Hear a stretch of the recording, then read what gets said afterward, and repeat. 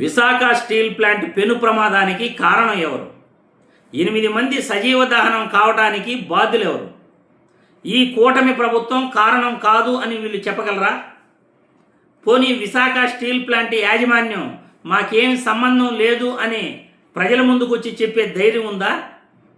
పోనీ ఎన్డీఏ కూటమిలో మోడీ గారు ఈ స్టీల్ ప్లాంట్ ప్రమాదానికి మాకే సంబంధం లేదు అని ఆయన ఒప్పుకోగలరా? ఖచ్చితంగా వీళ్ళెవరూ కూడా అలా చేయలేరు.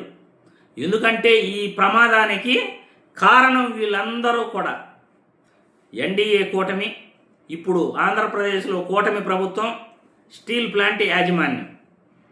స్టీల్ ప్లాంట్ను ప్రైవేటీకరణ చేసేయాలని గత కొద్ది సంవత్సరాలుగా ప్రణాళికలు వీళ్ళు రూపొందించుకున్నారు.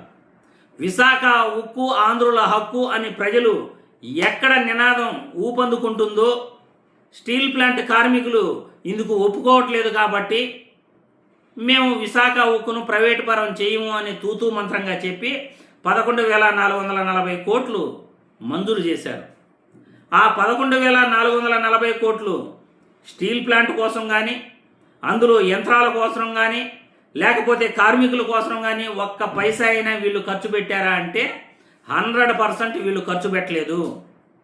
ఆ 11,440 కోట్లు బ్యాంకులకు కట్టేయటం జరిగింది.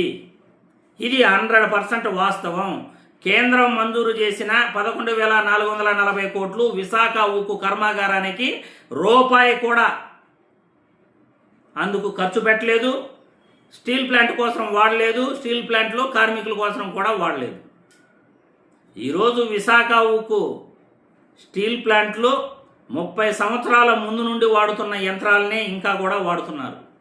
అన్నీ పాతబడిపోయిన యంత్రాలు, నాసిరకం మెటీరియల్ వాడుతున్నారు. విశాఖ స్టీల్ ప్లాంట్లో నాసిరకం మెటీరియల్ వాడకం వల్లే ఈరోజు ఈ పెను ప్రమాదం సంభవించింది. విశాఖ స్టీల్ ప్లాంట్ యాజమాన్యం పూర్తిగా భద్రతా వైఫల్యానికి కారణం. విశాఖ స్టీల్ ప్లాంట్ కార్మికుల కోసం ఎటువంటి జాగ్రత్తలు వీళ్ళు తీసుకోలేదు.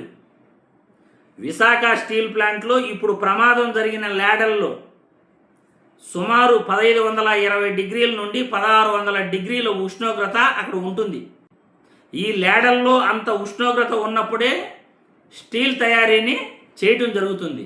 అంత ఉష్ణోగ్రత ఉన్నప్పుడు కార్మికుల కోసం మనం ఏం జాగ్రత్తలు తీసుకోవాలి? ఆ జాగ్రత్తలు ఈ స్టీల్ ప్లాంట్ యాజమాన్యం తీసుకోలేదు.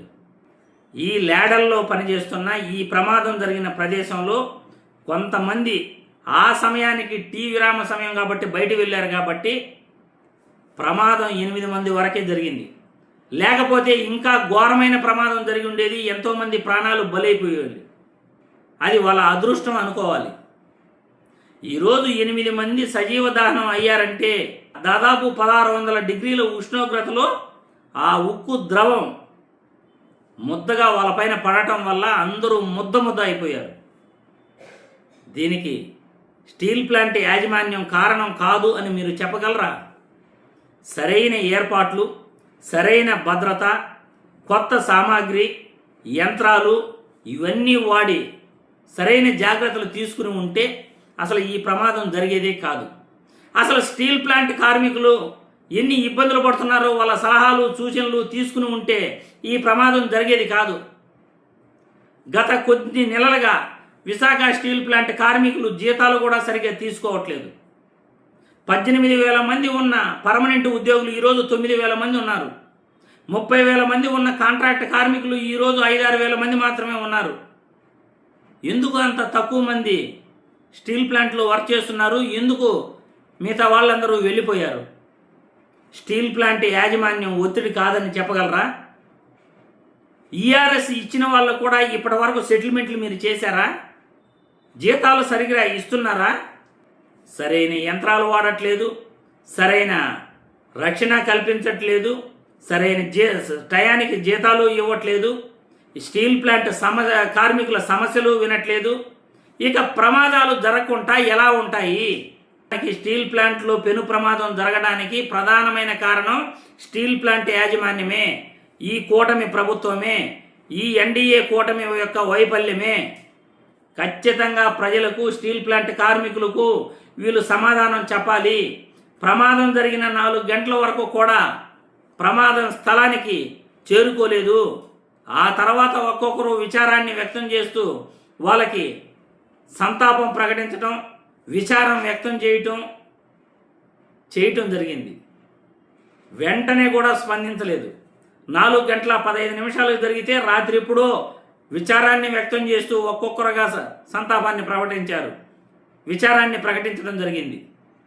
ఇంత దుర్మార్గం ఇంకెక్కడా కూడా ఉండదు.